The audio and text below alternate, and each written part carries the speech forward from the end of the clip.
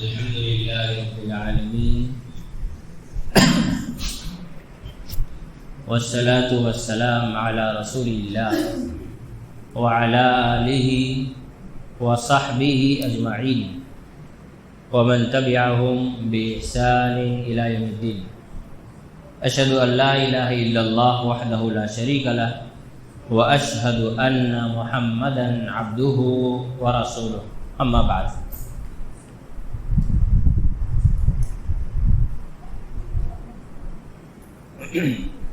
اعوذ باللہ من الشیطان الرجیم. بسم اللہ الرحمن الرحیم.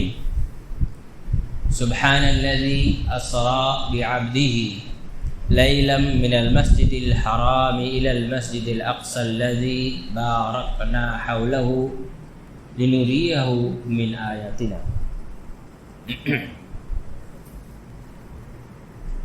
آج ہمارا تقویت الایمان کا پہلا درس ہے. اس کتاب کو شروع کرتے وقت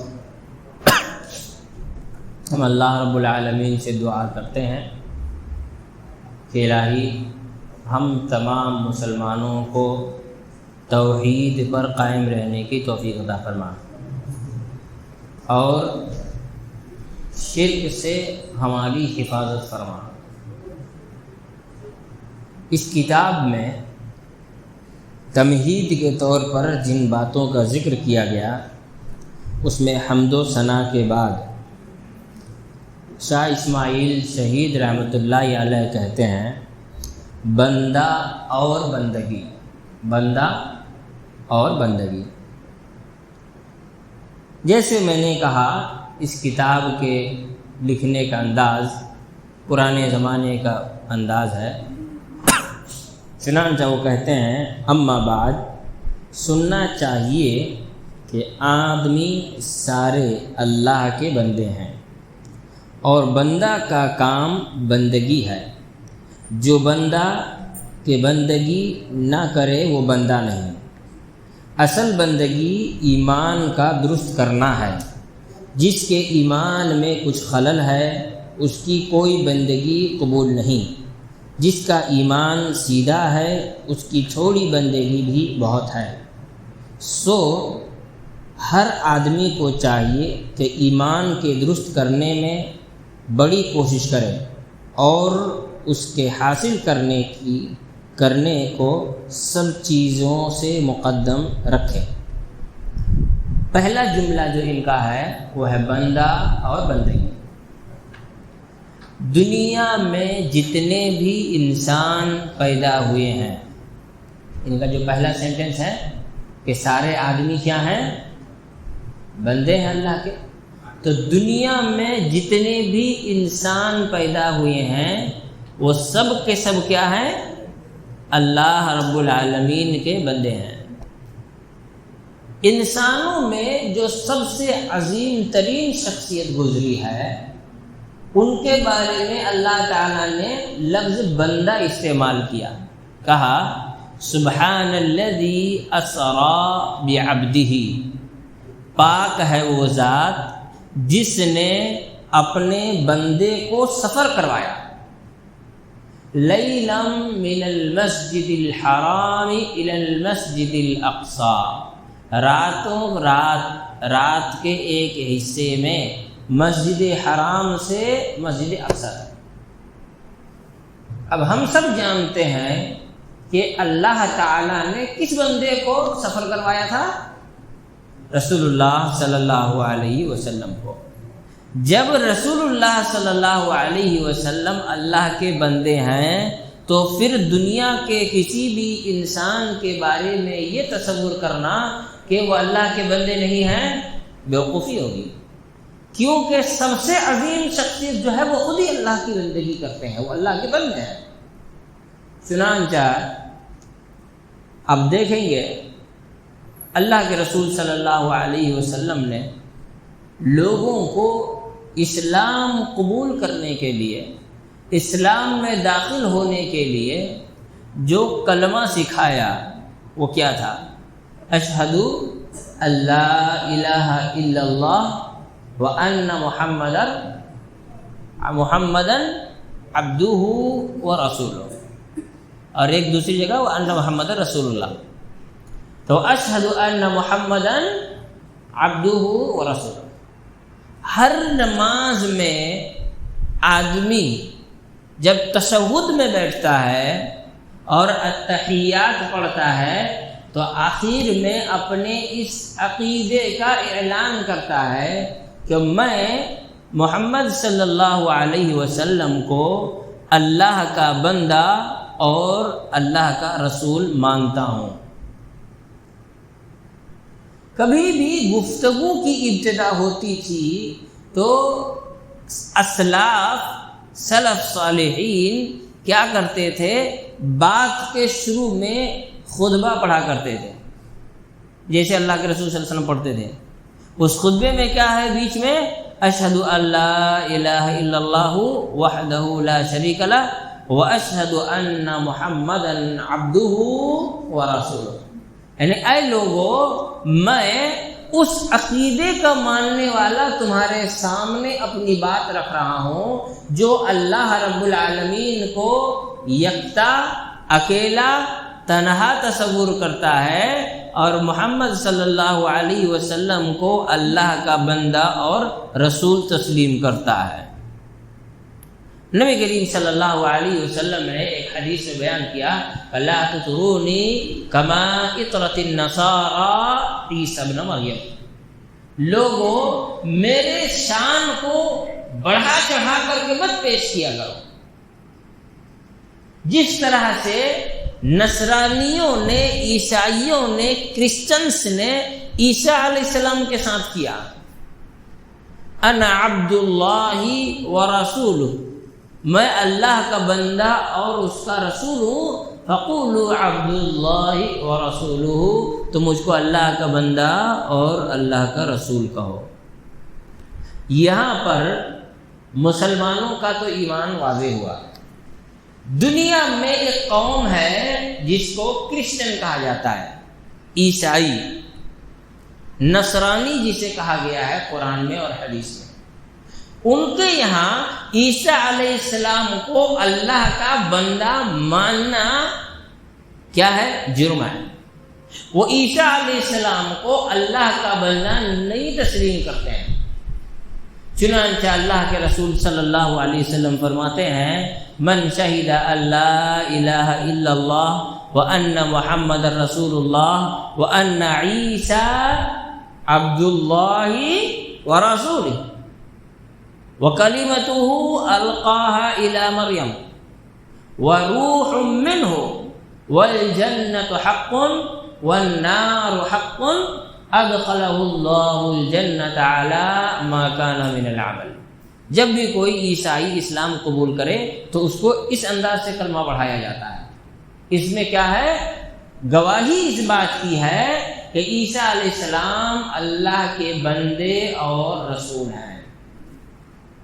بندہ ہونا یہ ذلت کی بات نہیں ہے، بلکہ بندہ ہونا یہ فخر کی بات ہے. بندہ ہونا کس چیز کی بات ہے؟ فخر کی بات ہے. ایک مومن کے لیے اللہ کا بندہ کہلانے میں جتنا فخر ہونا چاہیے کسی اور بات میں نہیں ہونی چاہیے، کیونکہ اللہ رب العالمین کا بندہ بن کر کے اگر ہم زندگی گزار لیں تو یہ ہماری زندگی کے پہلا اور بنیادی مقصد ہم پورا کر لیں گے. اسی لیے خود کو بندہ کہلانے میں کسی بھی انسان کے لیے عار نہیں ہونا چاہیے. اللہ کا بندہ، عبد مانے بندہ. اب بندگی کس کی ہے؟ اللہ کی. لہذا کسی بھی انسان کے لیے یہ جائز نہیں ہے کہ وہ کسی اور کے جانب بندگی کی نسبت کرے. جیسے کوئی نام رکھ دے عبد النبی، نبی کا بندہ ہے نا. کوئی نام رکھ دے عبد حسین، حسین کا بندہ. کوئی نام رکھ دے عبد حسن، حسن کا بندہ. کوئی نام رکھ دے عبد فلاں، عبد فلاں، فلاں کا بندہ، فلاں کا بندہ. تو ایسی صورت میں ایسا نام رکھنا جائز نہیں ہے، کیونکہ ہم سب اللہ کے بندے ہیں، اس لیے بندگی کی نسبت کس کی جانب ہوگی؟ اللہ رب العالمین کی جانب ہوگی۔ یہ تو پہلا جملہ تھا جو شاہ صاحب یہاں بیان کرتے ہیں، کہتے ہیں کہ اما بعد سننا چاہیے کہ آدمی سارے اللہ کے بندے ہیں۔ اس کے بعد کہتے ہیں بندہ کا کام بندگی ہے، مطلب جب انسان اللہ کا بندہ ہے تو اس کا کام کیا ہے؟ بندہ بن کر کے زندگی گزارنا۔ اور بندہ بن کر زندگی گزارنے کا مطلب کیا ہے؟ عبادت کرنا۔ اس کا کیا مطلب ہوا؟ عبادت کرنا۔ پھر آگے کہتے ہیں کہ جو انسان بندگی نہیں کرتا وہ بندہ ہی نہیں ہے۔ کیا مطلب ہوا؟ جو انسان عبادت نہ کرے اس کا یہ کہنا کہ میں اللہ کا بندہ ہوں دعویٰ غلط ہے، کیونکہ اگر تم اللہ کے بندے ہو تو بندگی کرو، اللہ کے غلام ہو تو غلامی کرو، اللہ رب العالمین کے تم عبد ہو تو عبادت کرو۔ اسی لیے قرآن مجید میں آپ جب قرآن مجید کا مطالعہ کریں گے تو آپ کو یہ بات نظر آئے گی کہ اللہ رب العالمین نے حکم خالص عبادت کا دیا ہے۔ میں آپ اس کو واضح کرتا ہوں، دیکھیے اللہ نے فرمایا وَقَضَىٰ رَبُّكَ أَلَّا تَعْبُدُوا إِلَّا إِيَّاهُ وَبِالْوَالِدَيْنِ إِحْسَانًا۔ تمہارے رب کا یہ فیصلہ ہو چکا ہے، تمہارے رب نے یہ فیصلہ سنا دیا ہے، تمہارے رب نے یہ حکم دے دیا ہے۔ کیا ہے؟ اللہ تعبدوا الا ایاہ، کہ نہ کرو عبادت سوائے اس کی۔ کس کی؟ اللہ کی۔ اس کا معنی یہ ہوا کہ عبادت ہوگی لیکن اس عبادت میں کوئی دوسرا اللہ کے ساتھ حصے دار نہیں ہوگا۔ اس کا کیا مطلب ہوا؟ عبادت اللہ کی ہوگی لیکن اس عبادت میں کوئی دوسرا حصے دار نہیں ہوگا۔ اب اس کو آپ کیٹیگری وائز سمجھیے۔ ایک آدمی آتا ہے، وہ کہتا ہے میں کسی کی عبادت نہیں کرتا، نہ اللہ کی عبادت اور نہ کسی اور کی عبادت، تو وہ انسان مسلمان ہوگا؟ وہ تو شرک نہیں کر رہا ہے نا، وہ شرک کر رہا ہے، اس نے انکار کر دیا۔ تو ایسی صورت میں آدمی مسلمان نہیں کہلائے گا، بھلے وہ غیر اللہ کی عبادت نہیں کر رہا ہے لیکن صرف غیر اللہ کی عبادت نہ کرنے سے وہ مسلمان نہیں ہو جاتا۔ جی ہم تو غیر اللہ کی عبادت نہیں کرتے اس لیے ہم مسلمان ہیں، نہیں، صرف غیر اللہ کی عبادت سے بچنا انسان کے لیے کافی نہیں ہے۔ غیر اللہ کی عبادت سے بچ جانے سے اگر آدمی کافر نہیں ہوتا، کوئی انسان جنتی ہو جاتا، تو جتنے ایتھیسٹ ہیں سب جنت میں چلے جاتے ہیں، جتنے ملحد ہیں سب جنت میں چلے، کیونکہ ملحد شرک نہیں کرتے، وہ کہتے ہیں کہ ہم تو کسی کی عبادت نہیں کر رہے۔ ایک آدمی ہوا جو کسی کی عبادت نہیں کرتا، ایک ہے جو سب کی عبادت کر رہا ہے، اینٹا پتھر کنکر لوہا لکڑ بلڈنگ مینارہ چبوترا جھنڈا علم قطب نما قبر نما بلڈنگ نما ہے نا، گھوڑا شاہ گدھا شاہ پیر شاہ بابا شاہ فقیر شاہ رومال شاہ ہے نا، جو مل جائے سب ختم، سب ختم۔ نماز ہی پڑھ لیا، مزار بھی چلا گیا، دوست کے ساتھ مندر میں جا کے دھاگا بھی بندھوا لیا، پھر کبھی جا کے چرچ بھی پہنچ گیا، گردوارہ بھی پہنچ گیا، بولے بھائی ہمارا کام محبت بانٹنا، ہم تو محبت بانٹ رہے ہیں، ہے نا، ہمارا ہوتا ہے نا کچھ اس طرح کے لوگ، ہمارا کام ہے محبت بانٹنا، ہم تو محبت بانٹ رہے ہیں۔ ایک آدمی الیکشن کے ٹائم پہ ایک نیتا کے ساتھ چلا گیا مندر، اب مندر گیا تو سامنے والا آ کے آرتی اتارا تو کھڑا ہے چپ چاپ، کچھ بول بھی نہیں پا رہا ہے۔ جب وہ ٹیکا لگانے آیا تو منع کر دے گا بھائی ہم کو ٹیکا مت لگاؤ، لیکن نکلتے ٹائم ایسے کیا اور نکل گیا، اور آنے کے بعد گھر میں نہیں گھسا، کپڑے کے دکان میں گیا، کپڑا لیا، جو کپڑا پہن کے گیا تھا مندر اس کو اتار کے پھینک دیا، اس کے بعد جا کے کہیں نہایا، غسل کے اس کا گھر میں گھسا، اور بڑے فخر سے بولتا ہے میں تو بھائی بڑا پاک صاف، مطلب نالائق تو پاک صاف ہے، خالی ٹیکا نہیں لگایا، باقی یہ تو کر کے آیا ہے، نمسکار کر کے آیا ہے، سامنے جھک کر کے آیا ہے، تیری آرتی اتاری گئی ہے۔ ارے آرتی کس کی اتاری جاتی ہے؟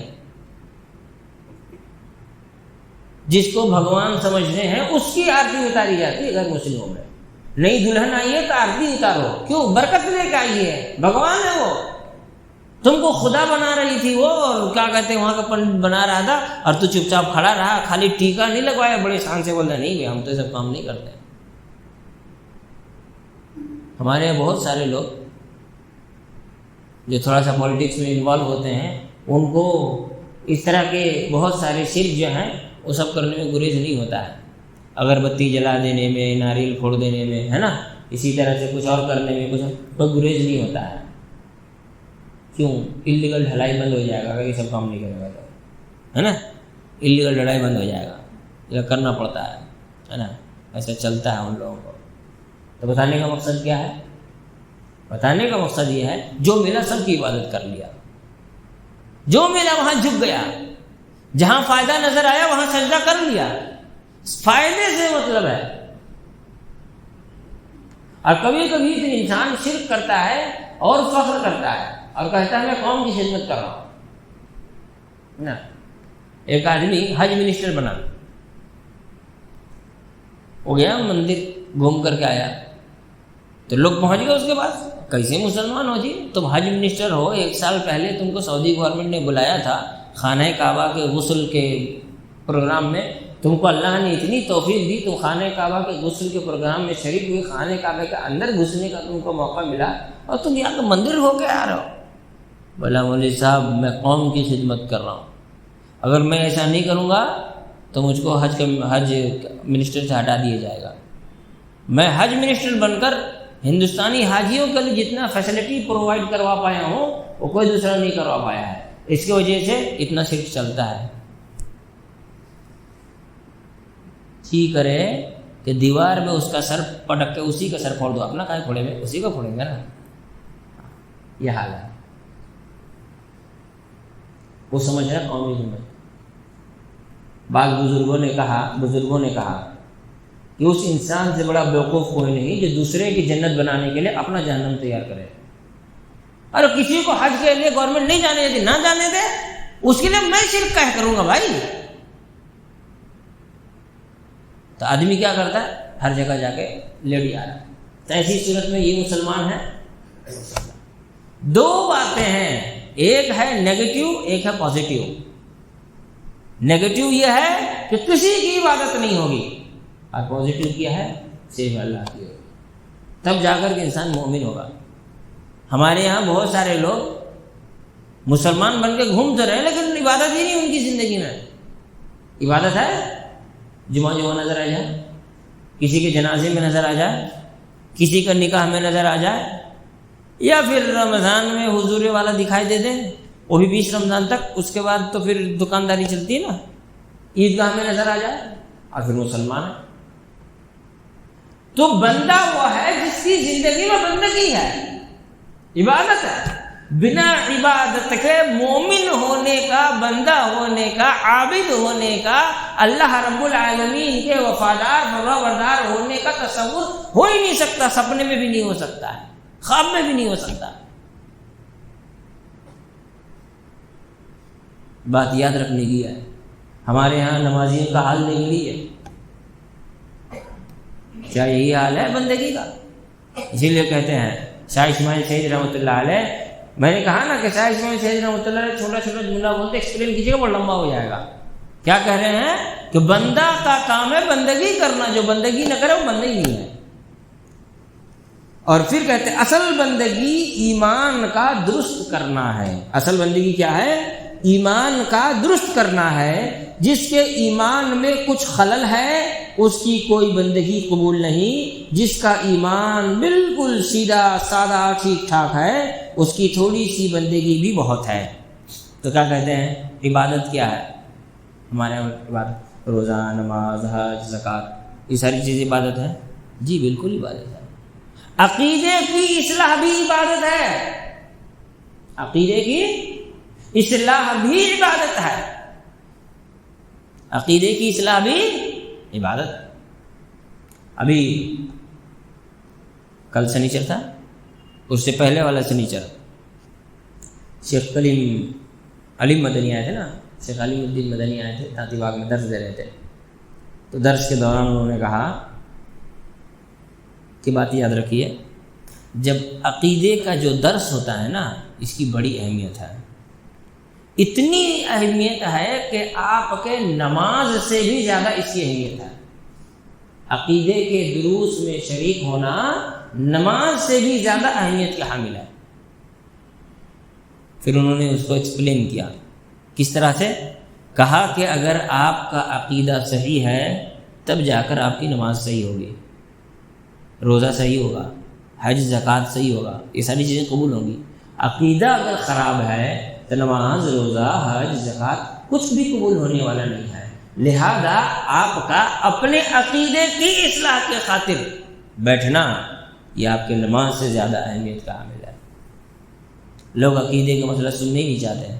ابھی مولانا بیٹھیں گے تو وہ کبھی بریلوی کو جھاڑتے ہیں، کبھی کسی کو جھاڑ دیتے ہیں، ہے نا، کبھی شیعہ کو ڈانٹ دیتے ہیں۔ چلو بیٹھ کے فائدہ نہیں ہے، خالی اس کو ڈانٹیں، اس کو ڈانٹیں، اس کو ڈانٹیں، یہ سب لگا رہتا ہے۔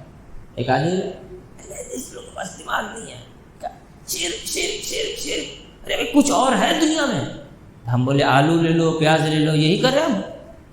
بھائی شرک نہیں بولیں گے، توحید نہیں بولیں گے، تو کیا آلو پیاز بیچیں گے؟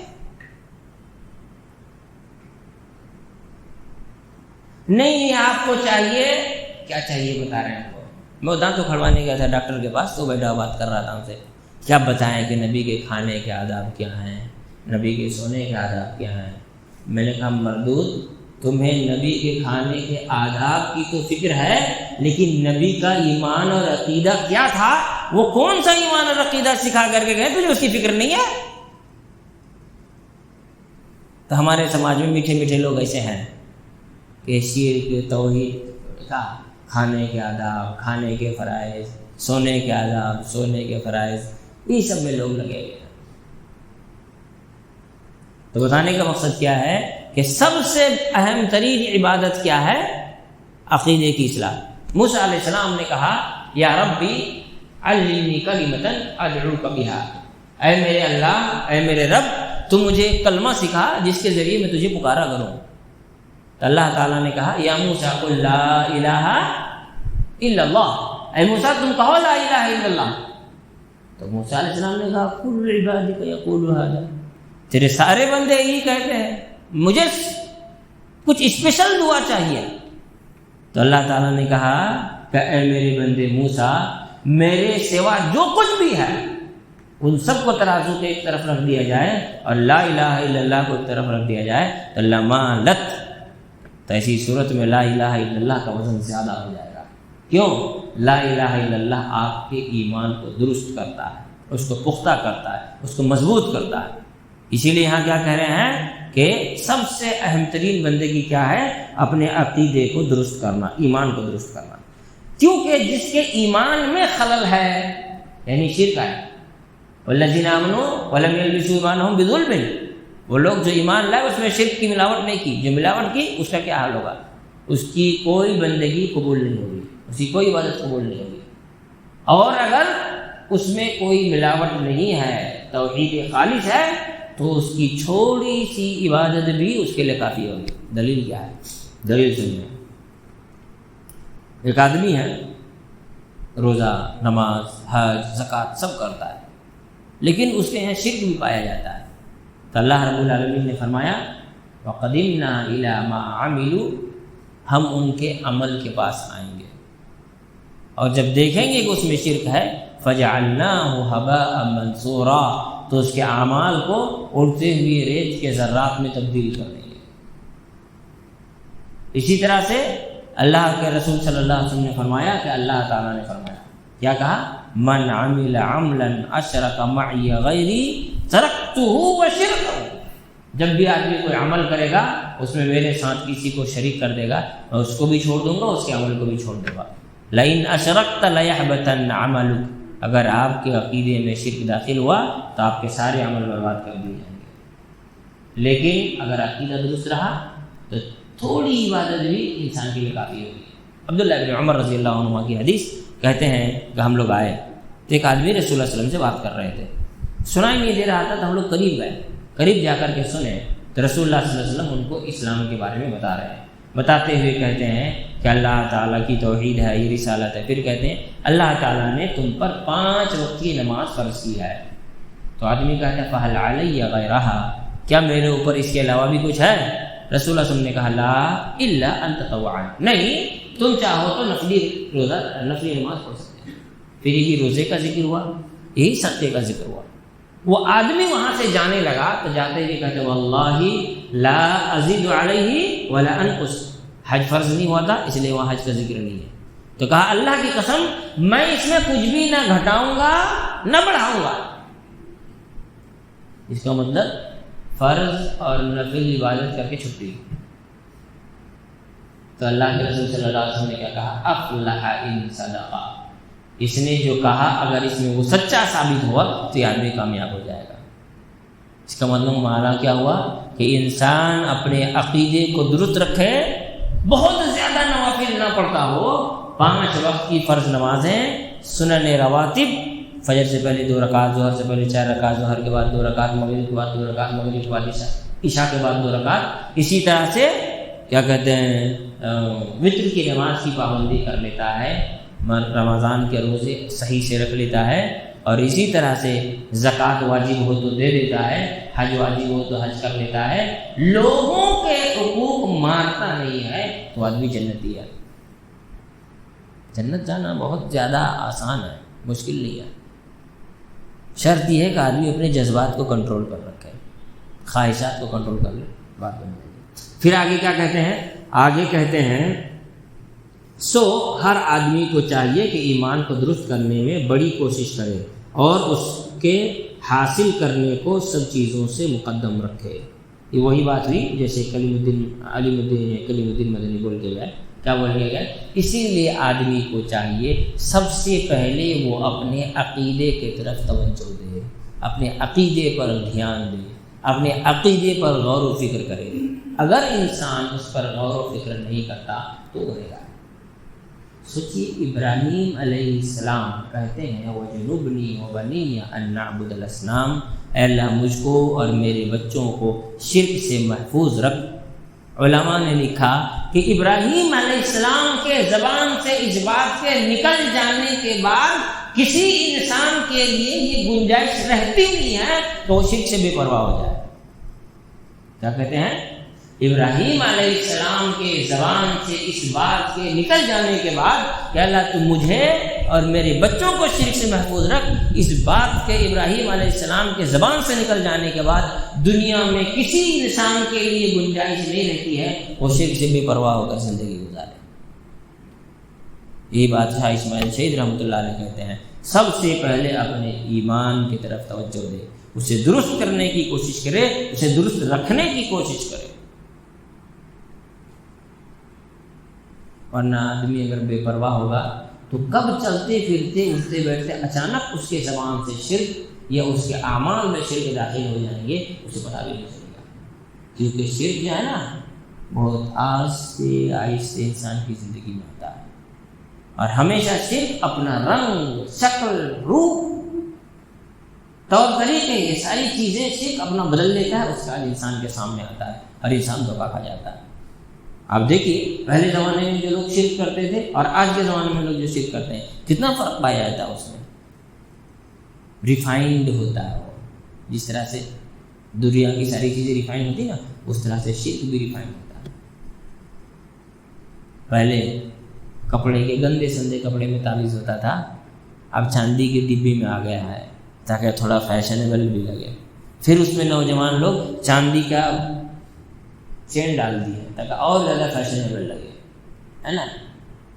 پہلے زمانے میں آدمی رسی سے، دھاگے سے لکڑیوں کو گلے میں باندھا کرتا تھا، لیکن اب کیا ہو گیا ہے، وہی لکڑیوں کو پیس کر انگوٹھی میں ڈال کر انگوٹھی پہ پہنا دیا گیا ہے۔ آدمی کو لگتا ہے کہ نہیں معلوم چیز نہیں، بہت خطرناک چیز ہے، بہت خطرناک چیز ہے. کب انسان کی زندگی میں ادھر سے شرک آئے گا اس کو پتہ ہی نہیں چلے گا. تو انسان اس بات کی فکر کرے. اللہ تعالیٰ ہم تمام لوگوں کو سمجھ کی توفیق عطا فرمائے.